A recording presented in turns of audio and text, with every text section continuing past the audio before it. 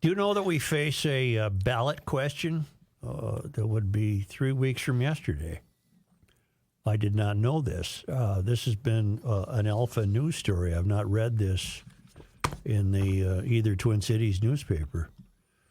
The constitutional ballot question that is being posed to Minnesotans this election season: shall the Minnesota Constitution be amended to protect drinking water sources and the water quality of lakes, rivers, and streams, conserve wildlife habitat and natural areas, improve air quality, and expand access to parks and trails by extending the transfer of proceeds from the state-operated lottery to the Environment and Natural Resources Trust Fund, and to dedicate the proceeds for these purposes.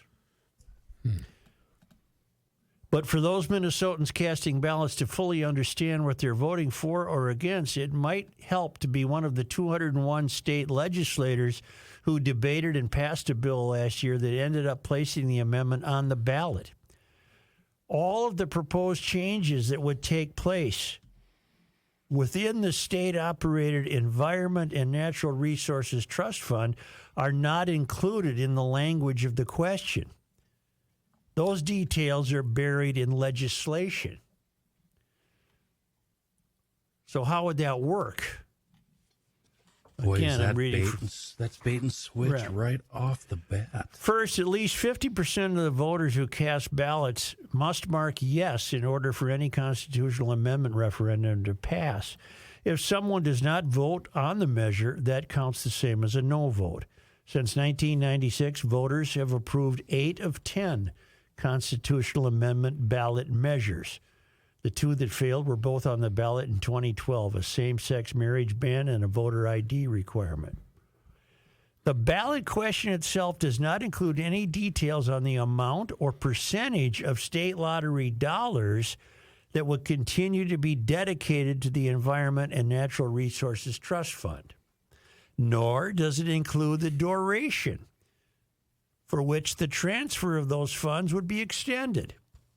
Voters would have to read the actual legislation, which Walz signed into law, to discover the details. If passed, the Minnesota Constitution would be amended to extend by another 25 years the annual... I got you covered there, cowboy. You need water? Excuse me. I'll get you some water. Would be extended for another 25 years. The annual transfer of 40% of state lottery proceeds to the Environmental and Natural Resources Trust Fund. Now, the Environmental and Natural Resources Trust Fund already exists, doesn't it? Yeah, that's have where the lottery money goes, The lottery right? money, yep. Language included in the legislation would require the Environment and Natural Resources Trust Fund to dedicate 1.5% of state lottery revenues. See, we're getting to the meat of this now, why you should vote no on this. Dedicate the state lottery revenues to expand the number and diversity of recipients who benefit from the Environment and Natural Resources Trust Fund. Break that down. Now, That make sense. Especially in communities that have been adversely affected by pollution and environmental degradation. Okay, you want to break that down? That means the state would be giving out more money that essentially, in my mind, would be fraudulent. Because when they made that fund, they said, it's earmarked for this only, and now they're trying to change that. The amendment would trigger the creation of a grant advisory council. Danger Keeping ahead. who you have as governor, keeping in mind you have this knucklehead as governor. Can you imagine, who might be placed on the Grant Advisory Council, and 2, who they would choose to give money to? I would submit that the money will do nothing to solve air and water quality. The money would be used to How do you feel? pay for people. What I don't understand from reading the italics, the first portion you read, shall the Minnesota Constitution, it seems like they're taking the money from the environment and giving it to the environment. Right. But they're not really. They would give 1.5% of the money to a new council that would be created out of thin air. Here, this will help you. Language in the legislation would require the DNR commissioner to appoint 11 people to the council, 2 of whom must be members of the Minnesota Ojibwe tribe, 2 who are members of the Minnesota Dakota tribe, and 4 who identify as Black or African American, Hispanic, Latino, Asian, or Pacific Islander, or as a member of a community of color. The language of the legislation would bar the use of funds allocated by the trust for use in capital projects. It's worth noting, although constitutional amendments do not require signature of the governor to reach the ballot, Walz signed the bill because of the numerous statutory changes to the program that would be triggered if the amendment passes. It's complicated. No, it's not that complicated. 8 of 11 people who decide where the money will go come from communities of color. It's a slush fund, right? So they're going to take 1.5%. But Kyle, it's a con job from the very beginning. Just Right. the wording of it is a straight up con. Well, that's here- why he said it's complicated, and I said no, it's not. It's a straight up con, and it's very clear. Let's Right. let's get into the complications. According to an analysis of the ballot measure conducted by the Minnesota Voters Alliance, a no vote does not remove funding from the original amendment because that is not expired. So you can go vote no for this, and there'll still be an environmental trust fund. Yeah, as far as where the lottery dollars are spent, right? Right. It goes general fund, environmental, natural resources, game and fish. Yeah. All that wouldn't change. If you vote no, they still get their dough. Right. All right. You're just voting no for the con job. The current money will continue to fund environmental programs as Minnesotans desire and can be extended when it does expire by a simple renewal by the legislature. The Voters Alliance emphasized that it is not endorsing or opposing the amendment, but it believes that educating voters on the details is paramount. Organizations campaigning for its passage say if the ballot measure fails, then the legislature would have to step in and allocate those dollars through statute. In other words, they seem determined that they're going to get 1.5% of this no matter what they do. Renewing lottery funding is not controversial, said Marcus Starr, campaign director of Conservation Minnesota. He also indicated that if over 50% of the people vote no or leave it blank, what would happen is that money would have to be decided by legislators. We've had Environmental and Natural Resources Trust Fund since 1988. The state lottery funds it. 40% of the annual state lottery proceeds are directed to the environmental fund.